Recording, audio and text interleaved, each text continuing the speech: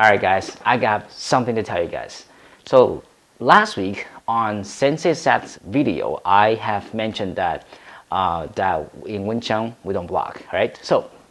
And I want to clarify that today and explaining why the way I think that Wing Chun don't block. Well, should we block or should we just not block at all? So I want you guys to stay tuned today. We're gonna open the discussion and stay tuned.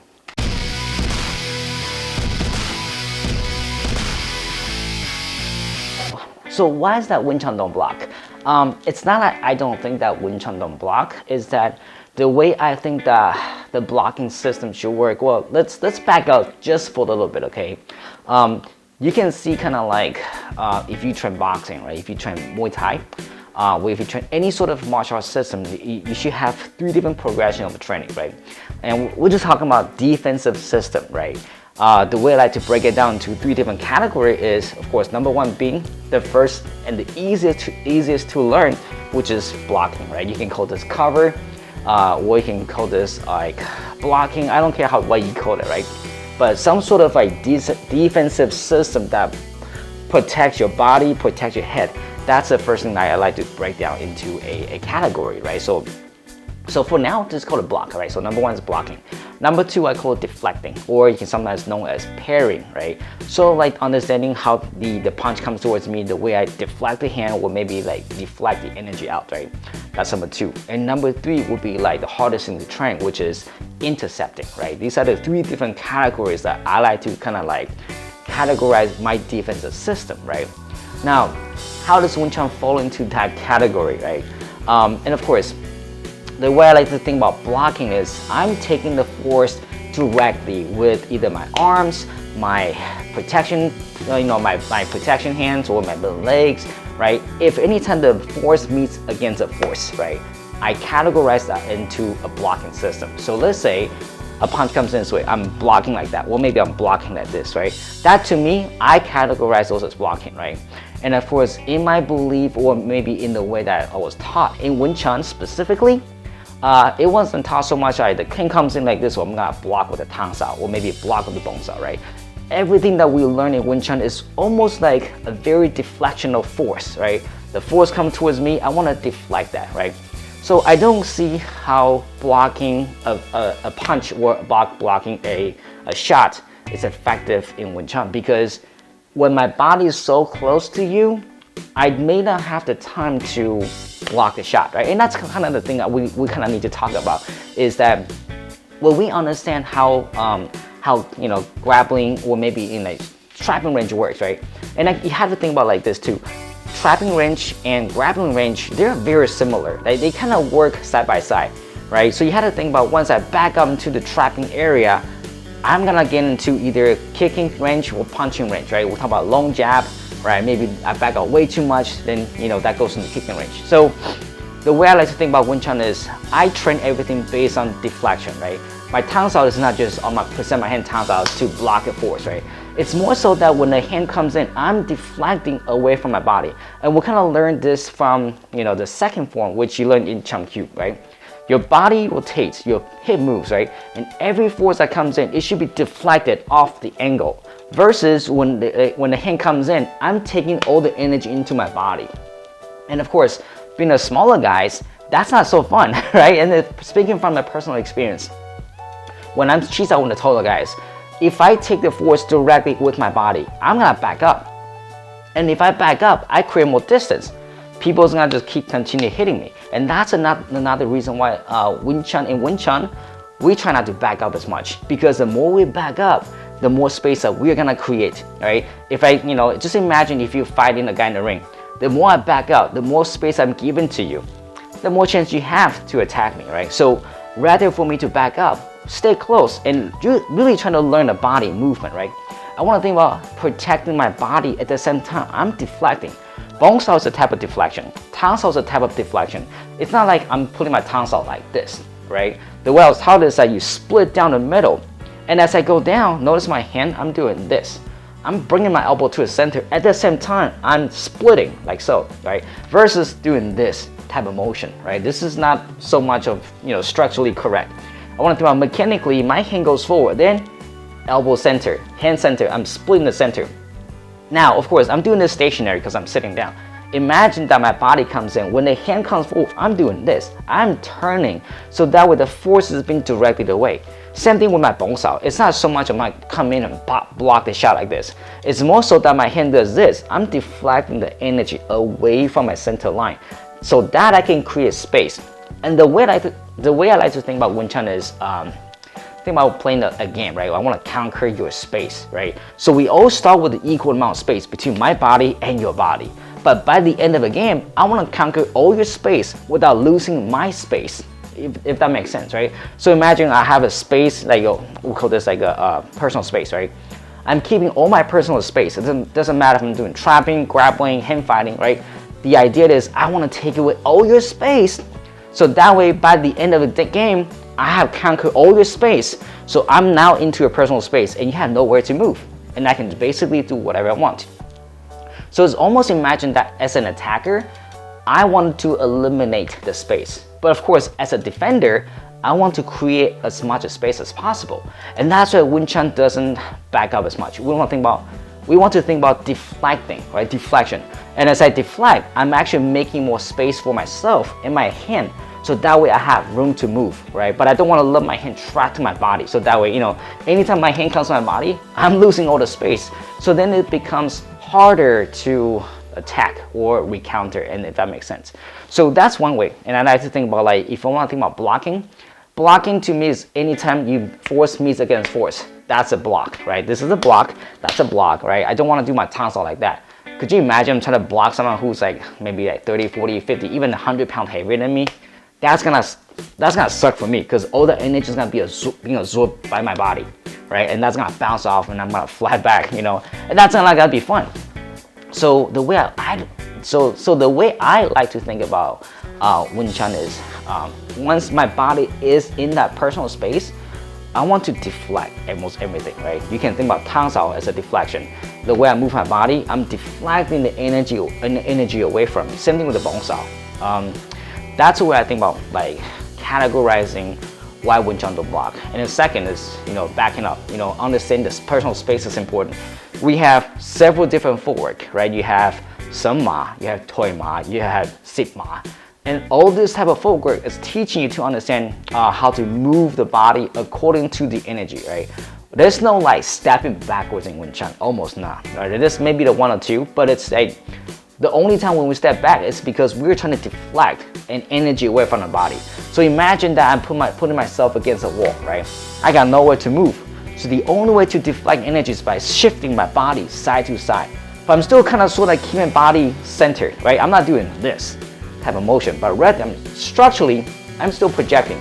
I'm still allowing the energy to pass through like that to create more space. So that way, my trapping, my punching, or maybe I can shoot for a double or single leg. That is all about creating space and eliminate the space between my body and your body. So that enables my attack or maybe my follow-up, right? And then the way I think about like trapping is like hand fighting, right? If you guys grapple a lot, like in jiu-jitsu, or maybe like catch wrestling, or maybe like even wrestling, right?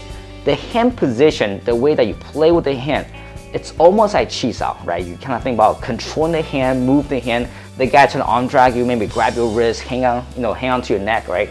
And all that motion, it's almost like when you train so much, your body responds like simultaneously. And that's what we think about, it's chi sao, right? Well, I'm responding to your energy, and through that motion, I'm countering your space. And that's the way I like to think about Wing Chun is in how you can incorporate that type of training and then understanding the mechanic. Then you apply to whatever you're learning at that moment, right? So let's say I'm doing jiu-jitsu. A lot of my game in jiu-jitsu, when it comes to hand fighting, came from chi sao, right? When I do Muay Thai, when I pummel, right? All the pummeling game, all the clinching game, most of my clinching game is applied through Wing Chun. But it's still the mechanic, using Muay Thai technique. But the feeling, the sensitivity, came from my Wing Chun background. So there is that emotion. Same thing when I do hand fighting and wrestling, or catch wrestling when I start grapple the guy, takedowns. All that hand motion, clear the line, pummel, arm drag. And that a lot of the principle is taken from Wing Chun as well. So, it's like we have to understand that the way I categorize blocking, it's not so much of because I'm trying to take a force, right? I'm trying to understand how the force can be directed. It's almost like the punch comes towards me. Instead of trying to meet the force, I'm really trying to parry that away. And all my position, and as you can see, in the first scimitar, right, we have this type of motion. This is how teaching me to define that center line, right? You have a very defined center line. That's the first one. That's what everything we learn. Understand the center line, center line, center line. The second form is really teaching the footwork and the movement, right? So now you have upper body motion, lower body motion. You have to understand how the footwork moves in relation to the upper body, the hand position, because it's not because my bones are here. By the time when I move, it goes like that. No, it is still the center, but when I move, it keeps like that. But really, I'm moving the line, right? As a force comes in, I'm deflecting everything away from me. That's the understanding that, at least the way I was taught to understand Wing Chun, is like mechanic alignment, right? Mechanical alignment with the body structure, right? You take away all your muscle mass, and all you have left is really just, skeleton, right? So you can, in a way, can think about it as a skeletal alignment, right? How your body aligns with the center, and how you can really use that force to deflect everything else. And of course, it really depends on the lineage that you train. Some people might say, okay, we quan sao, right, into a block, into a punch with back fist, right? And that's okay. The way I think about like all the motion is I'm trying to deflect and moving everything away from the center. Once I have the center occupied, it doesn't matter if I'm clinching, grabbing, punching, elbow, takedown, right? Because you have opportunities, right? You have different ways to finish your fight, right? You can take the guy down, you can throw the guy away, you can punch the guy, elbow the guy, headbutt the guy, whatever you want, right? Because you have to have a starting engagement point. Then you have the transition, whatever that transition could be. It could be grappling, trapping, punching, kicking, whatever you want. And then you have a finish. It's never gonna be like, oh yeah, I'm just gonna throw my hand out there and hopefully it will land, right? There's a strategy being involved. There is a training method that gets involved. So starting point, the positions of starting, that's important. Where you start, how you start, that's like a different topic, right? So your starting position, then you have that transition time period, okay? How you engage, how you manipulate the body, how you move the body, and then you have a finish point, right? So in jiu-jitsu, we'll say, okay, let's start from, standing, right? Let's find a single leg takedown, double leg takedown, or maybe you just tackle, pull the guard, I don't care, right? You do whatever you want. Then you get to a dominant position, right? Once you go into a dominant position, you finish with a choke, armbar, or whatever you want, right? But that has to be taught in a progression. You can't just be like, all right, I'm gonna choke you from even without touching you. Well, maybe I'll do a takedown without touching you. I mean, you could. Some people can. I can't. I can't just do a takedown and just hopefully that, oh, this guy's gonna fall. Or maybe I'll just do a demark touch.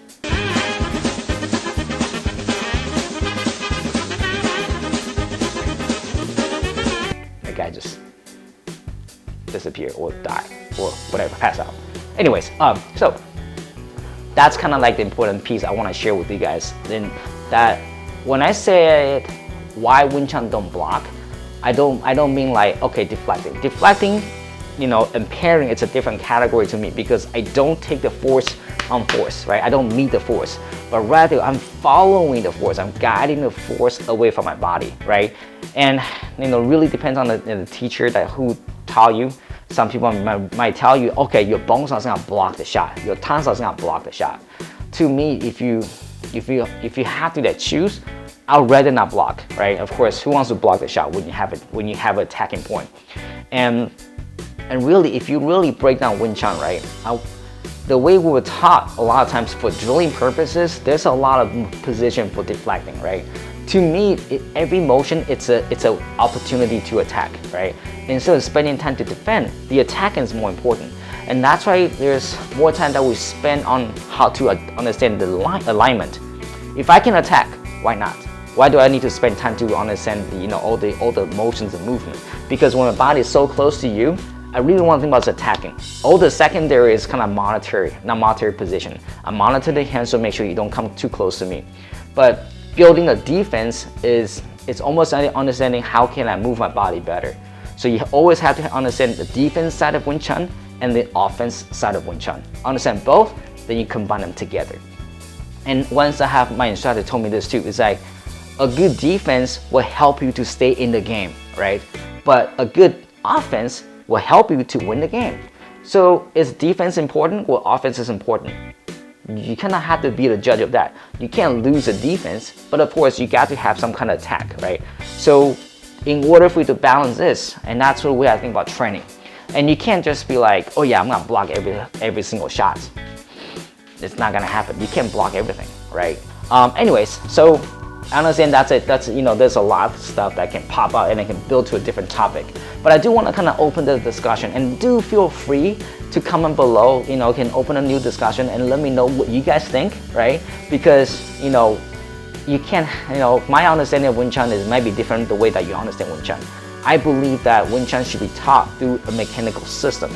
Then therefore, you know, alignment, structure, everything's been taught, right? Rather than just someone just blast you with my chin punch, or maybe just evade the punch and punch you back. It's not so much a pointed system. It's, Wing Chun can be aggressive and everything can be very straightforward, but it has to be taught right, rather than just me trying to bust right through the center line, okay?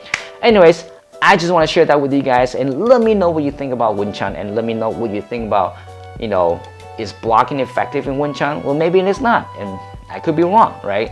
And of course, everybody has a different type of experience, and of course, your personal experience affects the way you think and the way you approach your training, okay?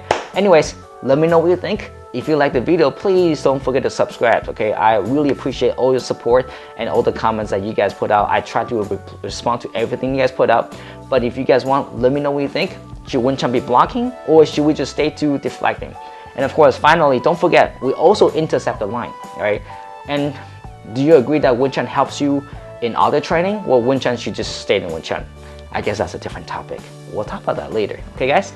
All right, hope you guys liked the episode today. I'll see you guys next week. Goodbye.